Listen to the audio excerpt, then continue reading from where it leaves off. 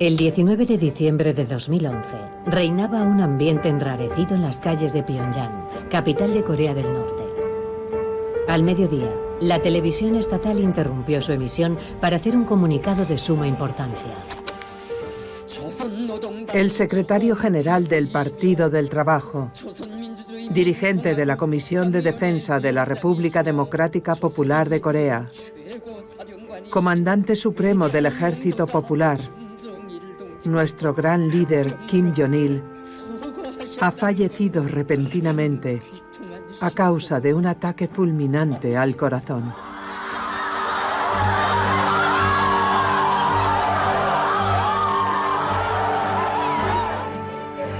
Nos dijeron que Kim Jong-il había muerto. Todos lloramos. ¿Pero Dios no es inmortal? ¿Cómo puede morir nuestro jefe de Estado? Algunas personas estaban tristes de verdad. Otras fingían estarlo. Si no lloras ni muestras tus emociones, estás de inmediato en el punto de mira del régimen.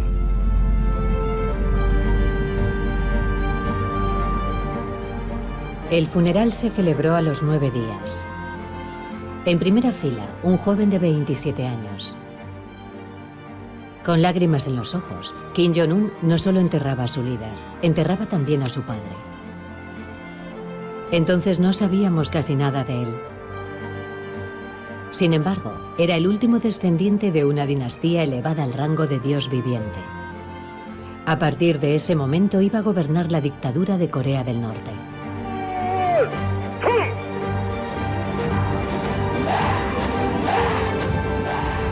El mundo entero se preguntaba si el nuevo líder concedería algo de libertad a su pueblo, o si por el contrario seguiría los pasos de su padre y de su abuelo.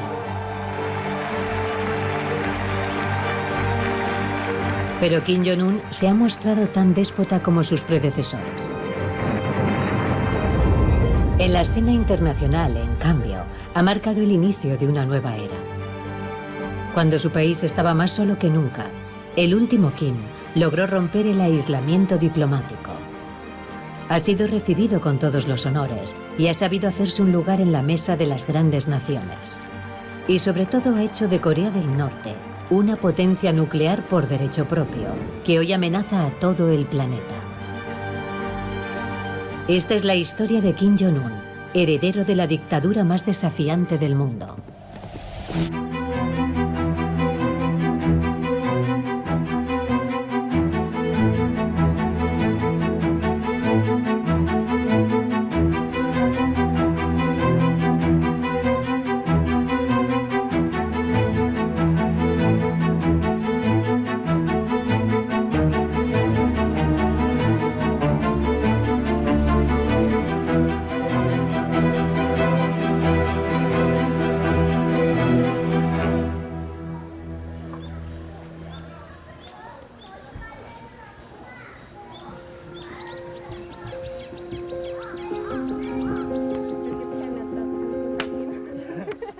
Conseguir declaraciones libres en Corea del Norte es imposible. El control es tal que nadie se atrevería a dar su opinión. Así que para saber lo que significa vivir en ese país, vamos a entrevistarnos con algunos norcoreanos que han logrado escapar a Corea del Sur. Suelen reunirse para compartir su tiempo los fines de semana, algo impensable en su vida anterior. 그런 모임이 되게 하시고 연합이 되게 하여 주시옵소서. 오늘도 살아계시며 우리를 위해서 구원하신 예수님 이름 받들어 기도드립니다. 아멘. 감사합니다. Me llamo Ansin. Llegué a Corea en 2015. Me llamo Kim Chul-min. Tengo 25 años. Me escondo porque mi familia sigue en Corea del Norte. Y también porque me pueden amenazar. Incluso aquí, en Corea del Sur. En Corea del Norte no hay libertad. Trabajaba mucho y tenía una vida de miseria.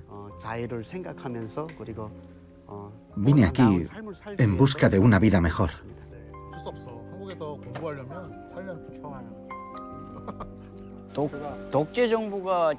Corea del Norte es una dictadura pura y dura. Por eso nunca hemos tenido ninguna oportunidad. Si no perteneces a la élite, no tienes nada. De Corea del Norte primero fui a China. Al cabo de un año encontré a un pasador y fuimos a Vietnam, Laos y Tailandia, hasta llegar a Corea.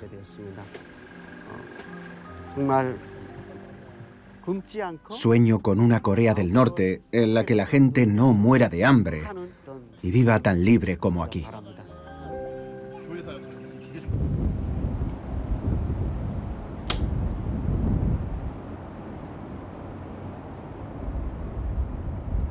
Liberarse de la influencia psicológica y del temor que genera el régimen no resulta fácil.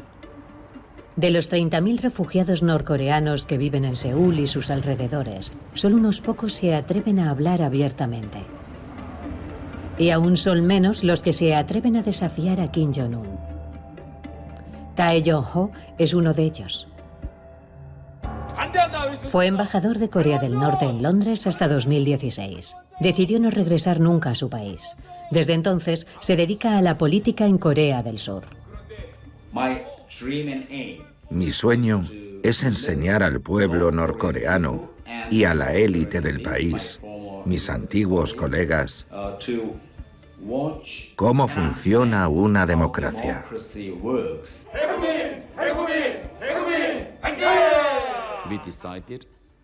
Mi familia y yo elegimos la libertad antes que una vida de esclavos en Corea del Norte. Fue una elección difícil, porque para la gente como yo, huir supone que no hay vuelta atrás. Significa no volver a ver a tus familiares ni a tus amigos. Es como si de repente se borrasen 50 años de tu vida. Tuve que empezar una nueva vida. Más tarde comprendí que el sistema norcoreano no servía al país ni al pueblo, sino que solo servía a los intereses de una familia, los Kim.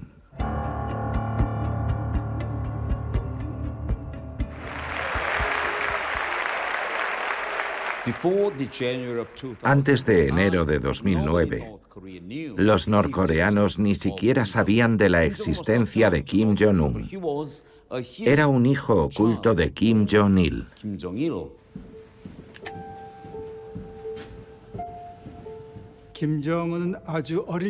Ya desde muy pequeño, Kim Jong-un solía llevar puesto el uniforme militar. Su padre veía en él a un futuro líder militar. A la edad de 8 años, Kim Jong-un ya había sido designado como sucesor por el Comité Supremo del Partido del Trabajo. Estudió en Suiza 4 años, de 1996 a 2001. Es decir, de los 12 a los 17 años. Así que pudo ver el mundo europeo por sí mismo.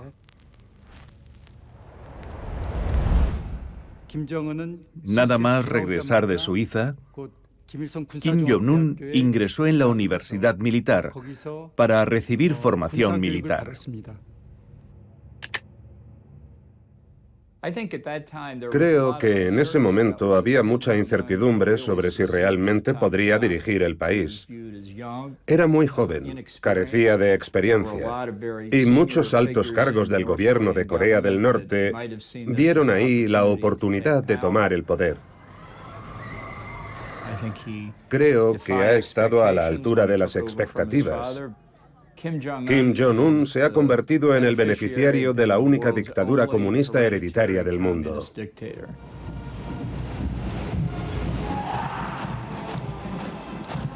Para comprender la herencia de Kim Jong-un, hay que remontarse a casi 70 años atrás. A partir de 1945, al igual que Alemania Oriental y Occidental, el país se dirigía a una división. El sur contaba con el apoyo militar de Estados Unidos, preocupado por detener la expansión comunista. Al norte, gracias al apoyo de la URSS, Kim Il-sung, abuelo del actual dictador, se convirtió muy rápidamente en el hombre fuerte. E instauró un régimen como el de su mentor, Joseph Stalin. Desde ese momento, la dinastía Kim nunca ha dejado el poder. Oficialmente, Kim Il-sung fundó el régimen norcoreano en 1948.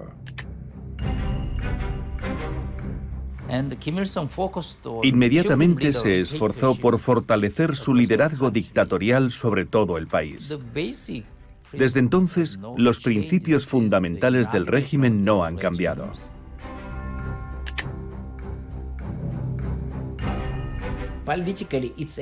Políticamente es una cultura dinástica, comparable a lo que los historiadores llaman antiguo régimen, con una mezcla de nacionalismo coreano y marxismo en su lectura leninista o estalinista. En la medida en que el poder del jefe supremo se transmite de padres a hijos, existe un carácter monárquico.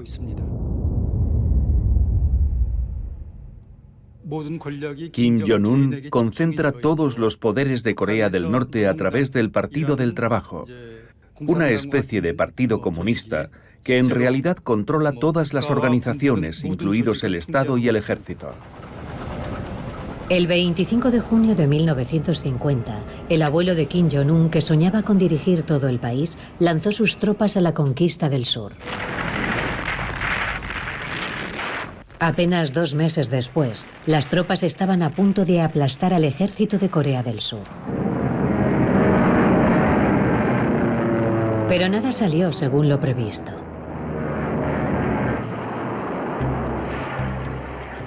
Gracias al apoyo militar estadounidense, Corea del Sur resistió. Kim Il-sung y sus hombres sufrieron uno de los mayores bombardeos de la historia. Creo que primero está el antagonismo entre el régimen norcoreano y el régimen surcoreano. El antagonismo con Estados Unidos es consecuencia de nuestros más de 70 años de apoyo a un gobierno libre e independiente en Corea del Sur.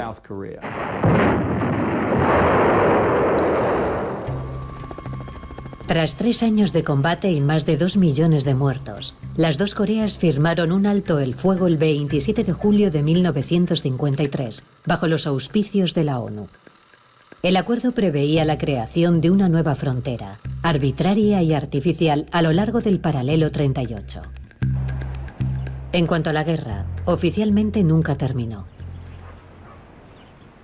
Desde entonces, los Kim han alimentado un odio persistente hacia los norteamericanos, a quienes consideran su verdadero enemigo que trabaja para destruirlos.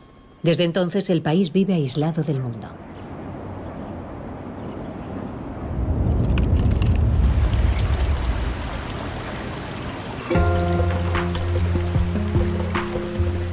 Actualmente, los norcoreanos siguen sufriendo la tiranía de los Kim. In Kang-jim, ex general del ejército de Corea del Norte, creció en ese mundo.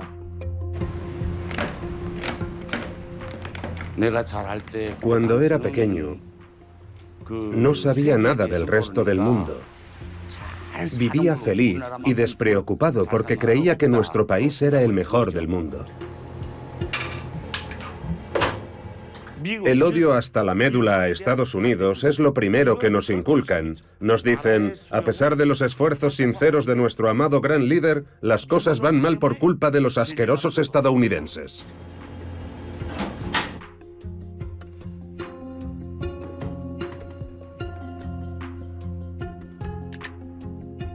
En Corea del Norte nos enseñan que Estados Unidos es el principal enemigo. La economía de mercado, el capitalismo, es el peor sistema del mundo. Todos los domingos había un informativo internacional que solo mostraba malas noticias de Estados Unidos y demás países occidentales, como accidentes o personas sin hogar. Nunca mostraban buenas noticias. En Corea del Norte solo se conoce la sociedad norcoreana. No sabemos cómo son otros países desarrollados.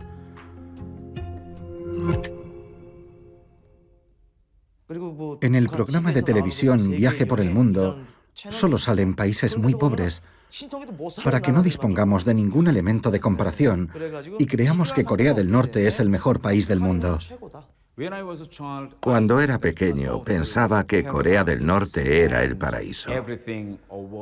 Todo lo que teníamos venía del líder y su familia. Los Kim eran los salvadores de la nación, y yo creía todo lo que me decían en el colegio. Los Kim mantienen el poder gracias al adoctrinamiento generalizado de la población. El dominio absoluto de las mentes tiene un nombre: Juche. El Juche es una combinación de ideología y religión. La idea del Juche es que la gente debe considerar dioses a todos los Kim, incluido el líder actual, Kim Jong-un. Ellos son los portadores de la verdad absoluta en el sistema norcoreano. Desde pequeños nos enseñan que el Juche fue creado por Kim Il-sung. Si se fijan con atención en los 10 mandamientos, se parecen mucho al Juche. Este es el único criterio para establecer toda la política del partido. Si usted visita Pyongyang o cualquier otra ciudad de Corea del Norte, verá una torre muy alta llamada Torre Eterna. En ella se puede leer: Kim Il-sung y Kim Jong-il siempre estarán con nosotros.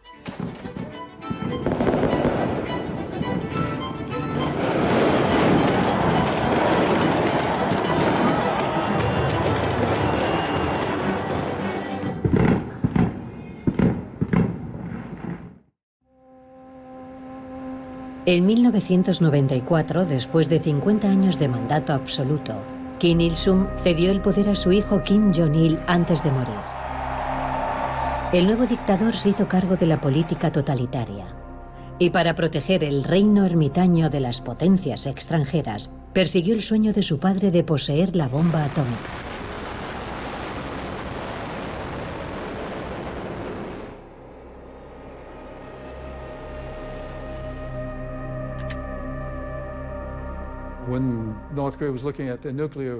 Corea del Norte recurrió a la Unión Soviética cuando quiso adquirir capacidad nuclear.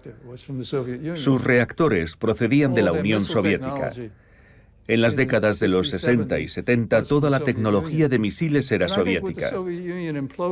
Cuando la Unión Soviética cayó en 1991, todo cambió. Ya no podían proporcionarles material ni asistencia. Entonces, Corea del Norte decidió ser independiente. Con la caída de la Unión Soviética, el padre de Kim Jong-un debía encontrar un nuevo socio, capaz de proporcionarle la tecnología que le faltaba. En aquella época, el padre de la bomba pakistaní, Abdul Qadir Khan, ofrecía sus servicios al mejor postor. De hecho, poco después de la llegada de Bush al poder, la CIA nos informó de que Corea del Norte se estaba procurando todo el material necesario para enriquecer uranio y fabricar una bomba. Recabamos toda la información: la adquisición de productos químicos, tubos de aluminio, el hecho de que estuvieran enviando a sus científicos a los laboratorios Khan de Pakistán. Atamos cabos y llegamos a una conclusión. Corea del Norte estaba desarrollando un programa de enriquecimiento de uranio para fabricar un arma nuclear. La búsqueda frenética del arma nuclear, junto con la desaparición del hermano mayor soviético, sumieron al país en la miseria absoluta. Al principio de los 90, las raciones de alimento que distribuía el régimen se redujeron. A partir de 1994, el país se vio golpeado por una hambruna sin precedentes que causó al menos 1 millón de muertos. Durante el periodo de hambruna, en Corea del Norte la vida de las personas era realmente difícil, especialmente para comer. La gente hacía todo lo que podía para poder sobrevivir. Buscaban en las montañas, en el campo. Todos sus esfuerzos se centraban en sobrevivir y empezaron a infringir la ley. A partir de ese momento, aumentaron los actos inmorales, como el asesinato o el robo. Estaba furioso. Cuando estuve en Dinamarca o Suecia como diplomático, fue el periodo más difícil para Corea del Norte. Cuando visitaba a ministros suecos o daneses, les pedía ayuda. Y siempre me respondían lo mismo. La escasez de alimentos no se debe a la gente ni al clima, se debe a las decisiones tomadas por su régimen. Me decían, su país pide ayuda internacional, mientras sigue disparando misiles.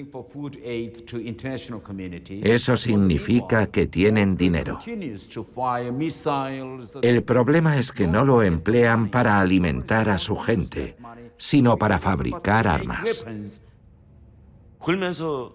A partir de ese momento, Kim Jong-il consideró que no bastaba con la propaganda y había que recurrir a las armas. Según sus instrucciones, había que usar armas. La gente cumplía sus órdenes a rajatabla. Fusilaban hasta a quien robaba 1 o 2 granos de maíz.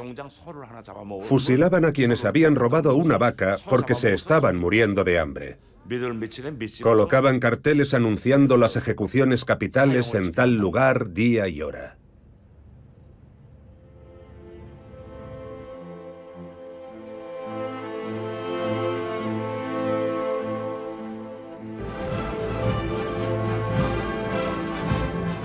Kim Jong-un era un privilegiado que nunca había tenido que soportar ni el hambre ni la violencia del régimen, pero sabía cuánto había sufrido su pueblo. Cuando el primer Kim del siglo XXI llegó al poder, reivindicó el hecho de dar la espalda al legado de su padre. Tenía 28 años y soñaba con el desarrollo económico y la paz. Su primer discurso el 15 de abril de 2012 era optimista. Nuestro partido y nuestro gobierno irán de la mano con todo el que quiera la paz, la prosperidad y la reunificación de nuestras dos naciones. Trabajaremos pacientemente para lograr esta causa nacional. Los primeros meses en el poder del joven Kim hacían presagiar un cambio importante. A pesar de que el país llevaba años siendo golpeado por las sanciones internacionales a causa del programa nuclear de su padre, él quería reactivar la economía. Se rumoreaba que Corea del Norte se dirigía hacia una apertura al estilo chino. Pero se dio cuenta de que las nuevas ideas ponían en peligro el régimen y las reglas de Corea del Norte.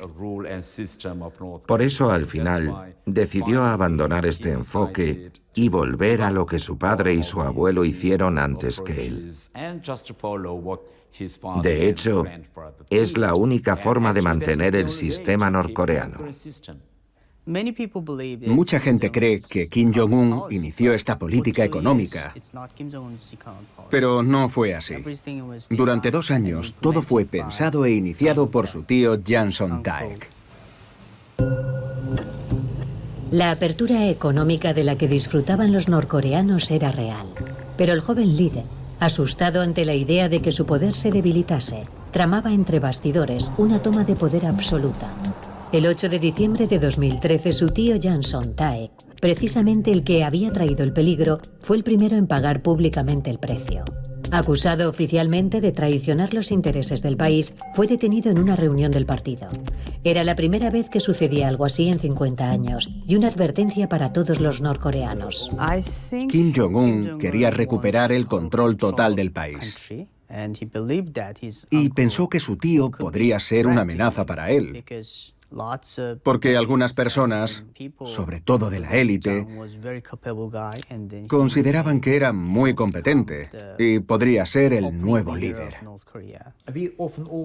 Ya hemos visto situaciones como esta en el pasado y sabemos lo que sucedió. Kim Il-sung tenía un hermano. Cuando Kim Jong-il llegó al poder, también purgó a su tío porque era muy poderoso, igual que Jang Son-taek. Era más que un primer ministro. Estaba por encima de cualquier general o de cualquier director. Era la segunda figura del país. Ni mi familia ni la élite del país podían imaginar que Kim Jong-un pudiera matar a su tío. Fue un gran shock. Creo que la razón por la que lo hizo públicamente fue para decirle a todo el país, y especialmente a los viejos líderes, que podía matar a cualquiera, de modo que si no querían obedecerle, haría que los eliminasen a todos. Al castigar públicamente a un número pequeño de mandos y al ejecutar una sentencia bastante cruel con esos mismos mandos, puede decirse que consiguió su efecto. A partir de entonces, no les quedaba más remedio que obedecer la política del terror.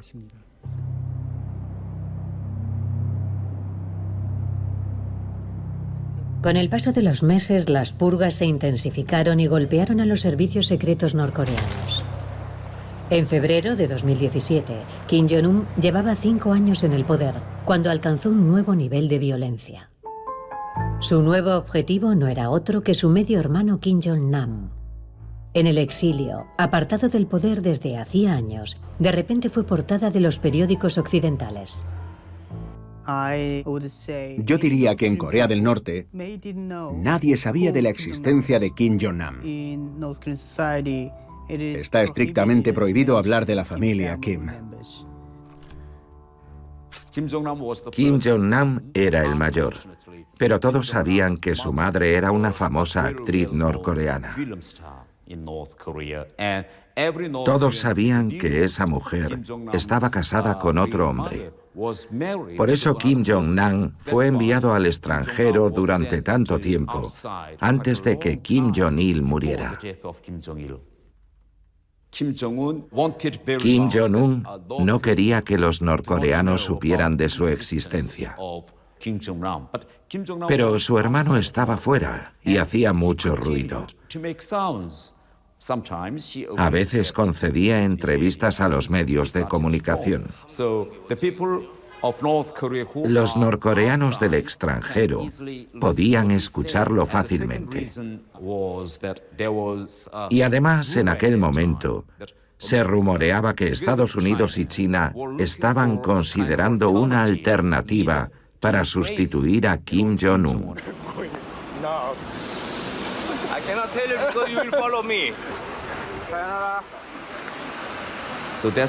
Estas son las razones por las que Kim Jong-un decidió hacerlo desaparecer.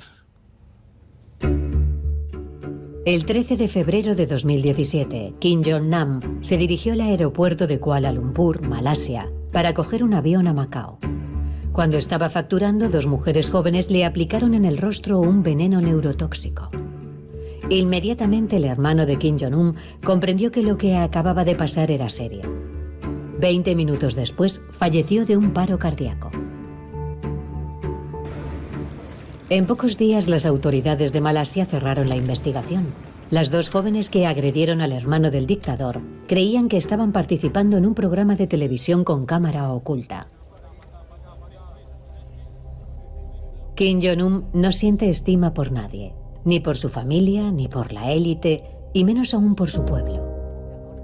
Mantiene los métodos de su padre, confía en los servicios secretos del país, conocidos como Bobibu, para controlar a toda la población y conseguir la sumisión. Después de terminar la carrera, fui reclutado por los servicios secretos. En Corea del Norte yo era un espía. La gente como yo investiga exhaustivamente al pueblo, sobre todo a quienes critican al régimen. Luego pasa la información. Es un sistema que vigila intensamente a la población. Aquí es donde los agentes de los servicios de inteligencia desempeñan un papel importante. En aquel momento yo vivía en estricto aislamiento. Realizaba mis investigaciones gracias a informadores que me contaban lo que sentían los norcoreanos. Se trataba de saber la opinión de la gente sobre el régimen de Kim, en especial acerca de los lanzamientos de misiles y las pruebas nucleares. Saber si lo aprobaban o no. También hacíamos controles de vídeos ilegales. Era mi trabajo principal.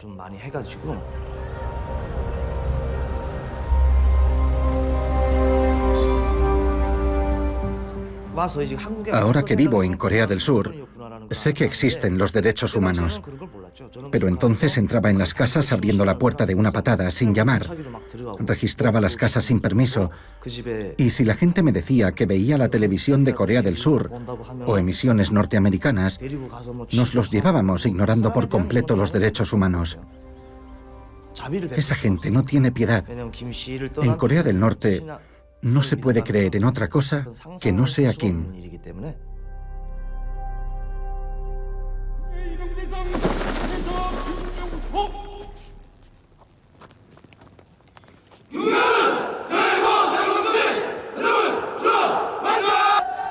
Con el régimen sometido y el pueblo esclavizado, Kim Jong-un retomó la obsesión familiar de convertir a Corea del Norte en una potencia nuclear por derecho propio, aún a riesgo de sufrir nuevas sanciones internacionales como en el pasado. Creo que hace mucho que los norcoreanos comprendieron que si conseguían armas nucleares y podían lanzarlas, en especial contra Estados Unidos, podrían garantizar su propia seguridad durante mucho tiempo.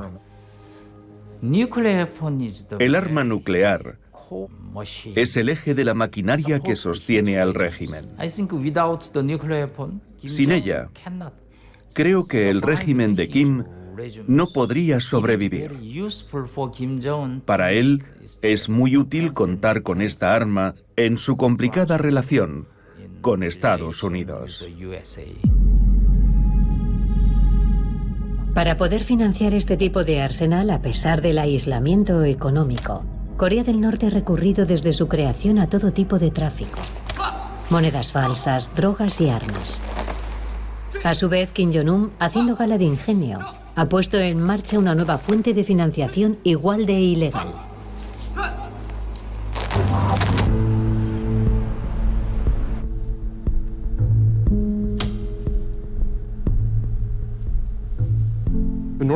Corea del Norte es un estado único, en el sentido de que utiliza ataques informáticos para generar ingresos ilícitos y ningún otro estado lo hace.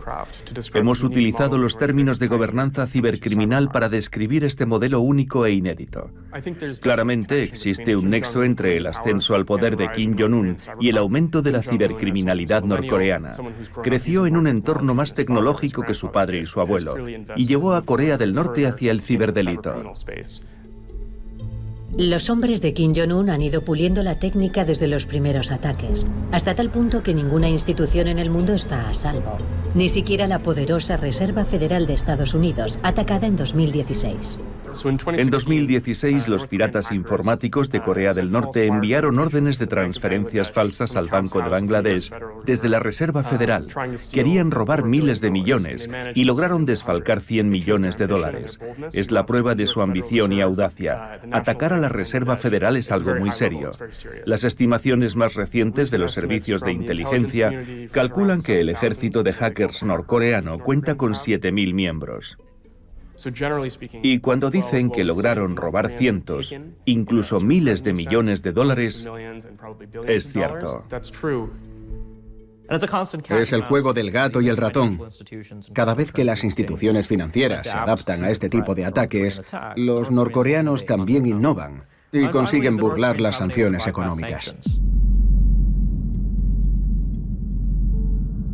Gracias a su ejército de piratas informáticos y a los cientos de millones que recaudan, el déspota norcoreano puede financiar un arsenal nuclear como nunca antes en la historia de su país. Con Kim Jong-un hemos visto duplicarse y luego triplicarse las fuerzas de disuasión nuclear del país. Ha probado los primeros misiles intercontinentales, la primera ojiva nuclear. Todo eso ha sido con él.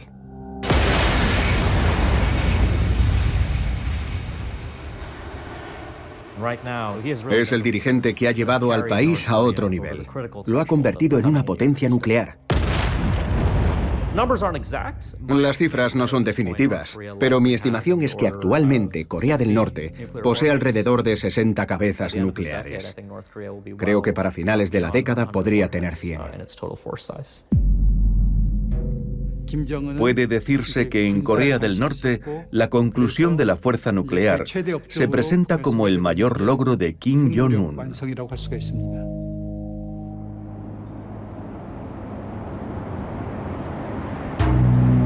Al otro lado del mundo, en Nueva York, las acciones de Kim Jong-un preocupan al Consejo de Seguridad de la ONU. En 2016 se aprobó una nueva resolución que impone sanciones cada vez mayores. Todos se preguntan, ¿a qué juega el joven dictador de 33 años cuando todo el planeta está en su contra?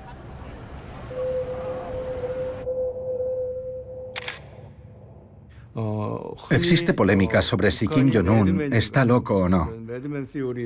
Es una teoría controvertida, pero yo no creo que esté tan loco. Creo que tiene su propio código de conducta y comportamiento. Vladimir Putin utilizó una expresión que, en mi opinión, también puede aplicarse a Kim Jong-un. Un día me dijo, bueno, ustedes tienen su lógica y nosotros tenemos la nuestra. A ver cuál gana. Kim Jong-un tiene su propia lógica. Puede que no la entendamos, pero no está loco. Kim Jong-un es impredecible. Es como un balón de rugby. Nunca sabes a dónde va. Por eso es muy difícil predecir lo que hará Corea del Norte.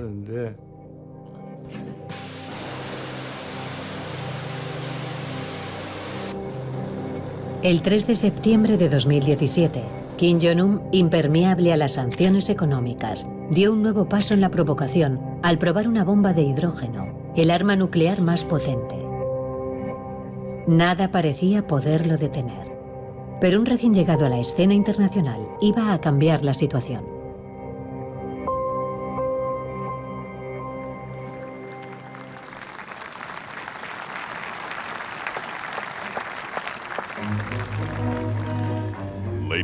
Damas y caballeros, el nuevo presidente de Estados Unidos, Donald John Trump.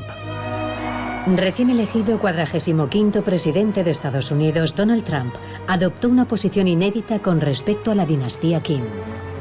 Durante décadas, los norcoreanos estaban convencidos de que ningún presidente norteamericano autorizaría un ataque preventivo, porque Corea del Norte respondería matando a miles de surcoreanos inmediatamente después. Se daba por sentado que ningún presidente norteamericano estaría dispuesto a provocar semejante desastre. Hasta que llegó Trump. Se le consideraba alguien a quien no le importaban sus aliados. Se burlaba de las alianzas. Era impredecible. Y amenazó a Corea del Norte con una acción militar inminente. Y claro, se asustaron. Debemos trabajar y enfrentarnos juntos a quienes quieren llevarnos al caos, la agitación y el terror. La incesante carrera armamentista nuclear de Corea del Norte amenaza a todo el mundo con un número incalculable de muertos. Estados Unidos es poderoso y paciente, pero si nos vemos obligados a defendernos o a defender a nuestros aliados, no nos quedará otra elección que aniquilar por completo a Corea del Norte. Rocketman, estás en una misión suicida. En 2017, Kim realizó pruebas nucleares e insultó a Donald Trump. Por su parte, Trump habló de fuego y furia. Todos pensaban que habría guerra. El presidente Trump consiguió toda su atención porque fue muy duro. Dijo que él tenía un botón más grande y si jugaban a eso... Un presidente de Estados Unidos hablando así. Nunca antes lo habían escuchado. Imagino que en Pyongyang estaban preocupados. A ver qué hace este tipo. Toda Norteamérica está al alcance de nuestras armas nucleares y tengo un botón nuclear en mi escritorio. Es una realidad, no una amenaza. Hoy espero hablar no solo en nombre de nuestro país, sino de todas las naciones civilizadas, diciendo a Corea del Norte, no nos subestimen y no nos pongan a prueba. Hoy decimos que el mundo nunca aceptará que Corea del Norte tenga armas nucleares. Y hoy el Consejo de Seguridad dice que si Corea del Norte no detiene el programa nuclear, lo haremos nosotros. Tras el discurso de Trump, el Consejo de Seguridad de Naciones Unidas votó una nueva resolución para reforzar aún más el control sobre la economía de Corea del Norte. Prácticamente se prohíbe la venta de gas y petróleo. Se decide un embargo al suministro mediante carguero. El conflicto entre los dos enemigos jurados parece no tener fin. Si Corea del Norte continúa por este camino peligroso, aumentaremos todavía más la presión. La decisión es suya. Gracias.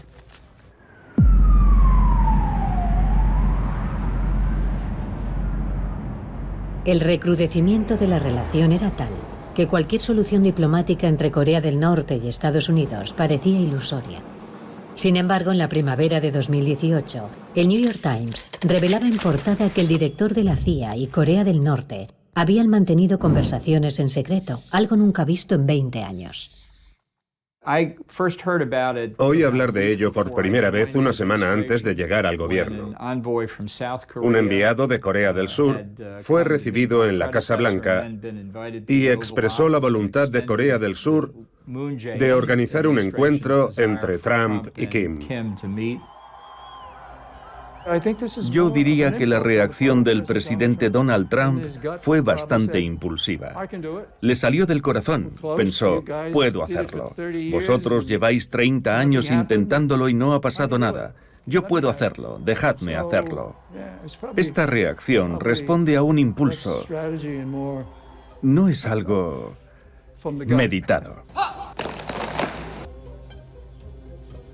El 27 de marzo de 2018, Kim Jong-un abandona Corea del Norte por primera vez desde que llegara al poder. El destino, Pekín, en donde iba a reunirse oficialmente con el presidente Xi Jinping. Iniciar conversaciones con Donald Trump no estaba exento de riesgo para Kim Jong-un. Su país había sobrevivido en gran parte gracias al apoyo económico chino, y tal vez China no veía con buenos ojos las negociaciones. China no quiere que haya inestabilidad en Corea del Norte. Ahora que tiene armas nucleares, podría ser trágico. Kim quería que China supiera que la seguía considerando su socio histórico. Creo que China nunca se ha sentido cómoda con el hecho de que Corea del Norte tenga armas nucleares, pero con el tiempo ha comprendido que Corea del Norte podría convertirse en un activo en la competición con Estados Unidos. Tampoco debemos olvidar que China tiene la sartén por el mango. Si corta el suministro de energía u otros suministros, la economía de Corea del Norte se hundirá. Creo que hablamos de un momento que marca un cambio de tono importante entre Estados Unidos y China. Es el inicio de una guerra comercial, de malas relaciones con la administración Trump. Todo encaja, y la relación de China con Corea del Norte mejora a medida que se deteriora la relación con Estados Unidos.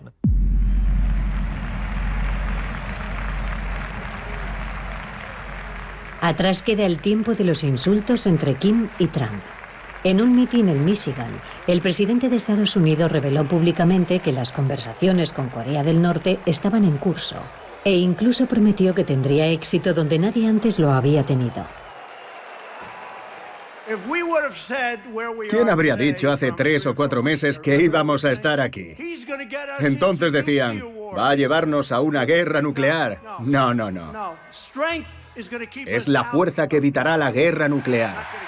La evitará, no la provocará. Una reunión esencial tendrá lugar dentro de 3 o 4 semanas sobre la desnuclearización de la península de Corea. De Corea del Norte, la desnuclearización. Corea del Norte quería seguridad. Había visto lo que sucedió en Irak o Libia.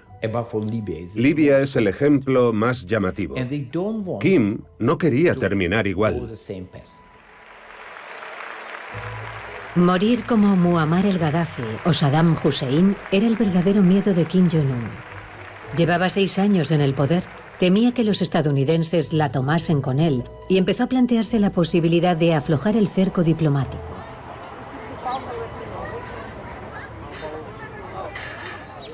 Unas semanas después, Donald Trump, desde la Casa Blanca, anunció en su cuenta de Twitter que iba a entrevistarse con Kim Jong-un el 12 de junio en Singapur. Una entrevista sin precedentes en la historia.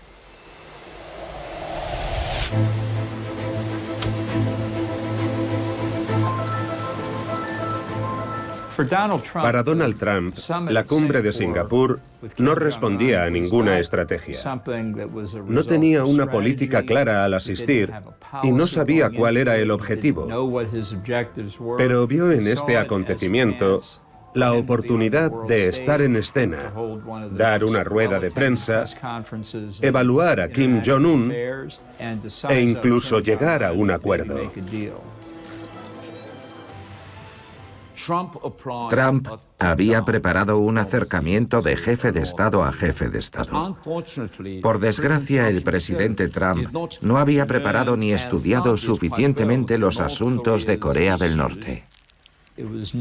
Fue muy tenso para los norteamericanos porque sabíamos lo poco preparado que estaba Trump y suponíamos que Kim estaría muy bien preparado.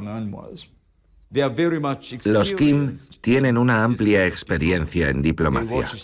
Escuchan la CNN, leen la prensa extranjera, ven la televisión de Corea del Sur.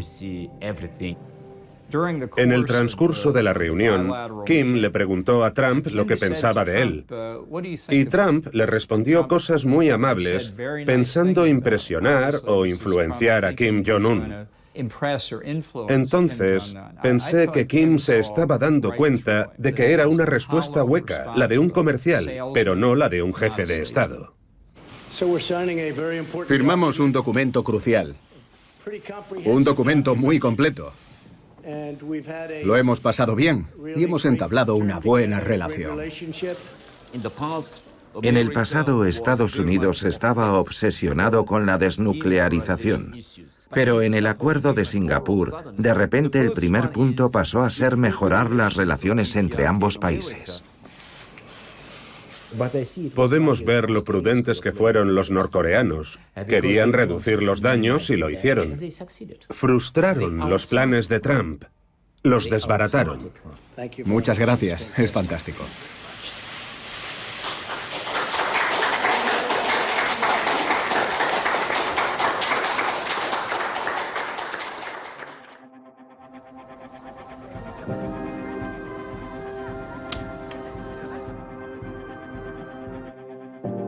Unos meses más tarde, los dos hombres volvieron a verse en una nueva cumbre en Hanoi. Pero en esta ocasión, la reunión fue un fracaso. Donald Trump exigía la desnuclearización total de Corea del Norte, a lo que Kim se negó categóricamente. La amistad entre ambos se esfumó. Todo fue puro teatro. Creo que fue contraproducente y una pérdida de tiempo, excepto para Donald Trump.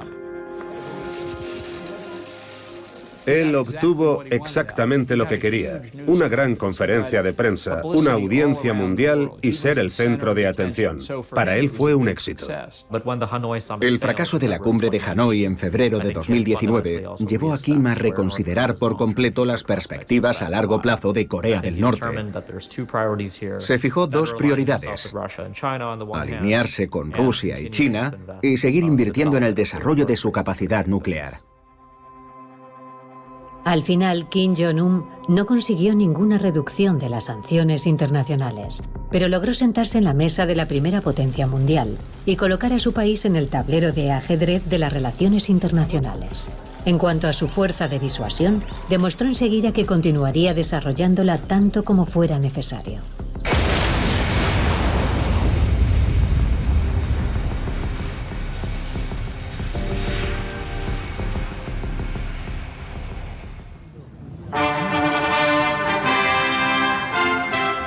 El fracaso de las negociaciones con los estadounidenses podría haber debilitado a Kim Jong-un, pero no fue así, porque sabía que la inestabilidad del mundo le favorece. Su pequeño estado incluso se convirtió en un activo en las maniobras diplomáticas entre los grandes de este mundo. Desafortunadamente, la desconfianza entre China, Rusia y Estados Unidos es cada vez mayor. Y Corea del Norte sabe cómo sacarle partido. Es la tragedia de la diplomacia actual. Un ejemplo, recientemente se han lanzado varios misiles. El Consejo de Seguridad de Naciones Unidas debería haber adoptado nuevas resoluciones para aumentar las sanciones. Desafortunadamente, Rusia y China han vetado las sanciones y Corea del Norte se está volviendo cada vez más independiente. La ONU está paralizada porque China y Rusia, a las que no les gusta lo que está haciendo Corea del Norte, prefieren dejar que lo haga para molestar más a Estados Unidos. Olvidemos la ONU, está acabada. Con la situación actual, esto puede durar décadas. En 2022 han disparado más de 33 misiles, misiles hipersónicos, misiles submarinos, misiles de crucero. Es una gran escalada. Estamos entrando en una nueva era de Corea del Norte, una era en la que no nos gustaría entrar. Kim Jong-un dijo en septiembre de 2022 que nunca volvería a hablar de su arsenal nuclear con nadie.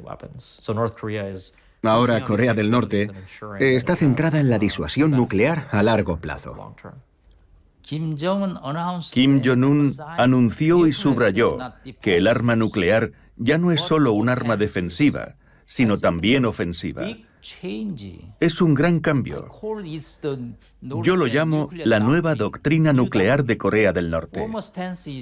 Durante los últimos 10 años solo había hablado del aspecto defensivo. Pero ahora, si se sienten amenazados por el resto del mundo, es posible que utilicen sus armas.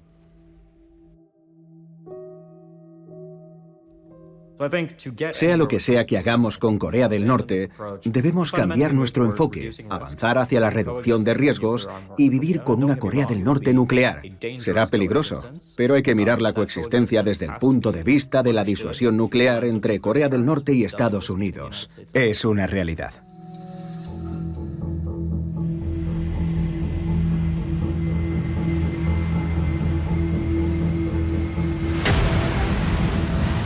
Más de 10 años después de su llegada al poder, Kim Jong-un no ha sido el reformador esperado. Al contrario, ha reforzado su poder militar y, como consecuencia, la amenaza que su régimen representa para la paz mundial.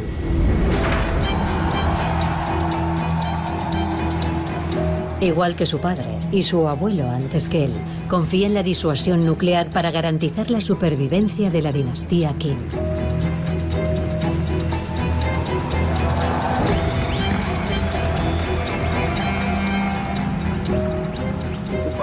Los sectores de defensa, ciencia y armamento deben desarrollar nuevos equipos militares para aumentar el poder del ejército popular. Si hay fuerzas que intentan vulnerar los intereses fundamentales de nuestro Estado, nuestras fuerzas nucleares deberán cumplir su misión con decisión. Las fuerzas nucleares de nuestra República deben estar a punto para desplegar su fuerza de disuasión.